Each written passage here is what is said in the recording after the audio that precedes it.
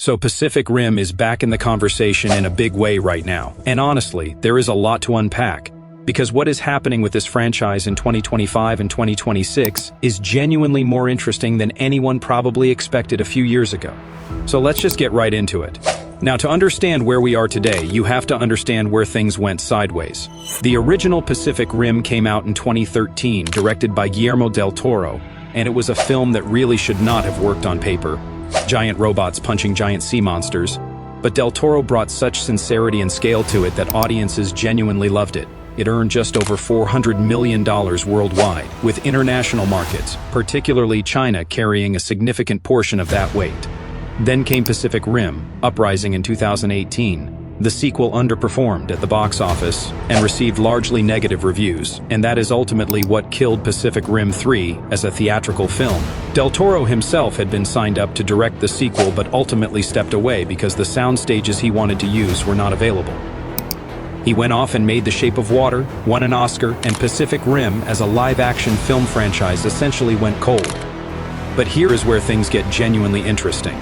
Del Toro and Pacific Rim Uprising director Steven DeKnight had both publicly spoken about a third Pacific Rim film for years, and DeKnight even revealed that his long-term plan was to have Pacific Rim 3 end in a way that married the Pacific Rim universe with Legendary's Monsterverse, meaning Godzilla, Kong, all of it. That never happened, but the idea never fully went away either. Now, on the comic side of things, Legendary announced Pacific Rim Final Breach, billed as the official 3-volume graphic novel sequel to both films, with the likenesses of Charlie Hunnam, John Boyega, and Charlie Day all appearing in it.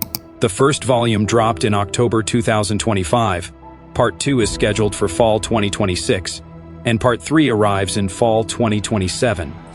So in a very real sense, the story of Pacific Rim 3 is being told, just not in theaters. But now the big one. A live-action Pacific Rim television series is officially in development at Amazon Prime Video, in a deal struck between Legendary Television and Amazon MGM Studios. The series will serve as a prequel to the films, and the writer and executive producer attached is Eric Heiserer, and if that name sounds familiar, it should. This is the same man who wrote Arrival, who earned an Academy Award nomination for that screenplay, and who ran Shadow and Bone for Netflix.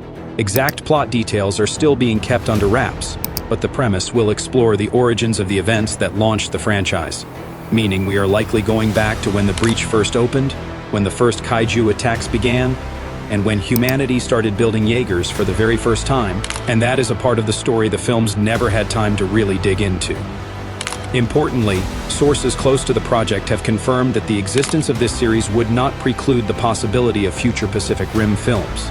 So the door to a proper theatrical Pacific Rim 3 is still open, at least in theory.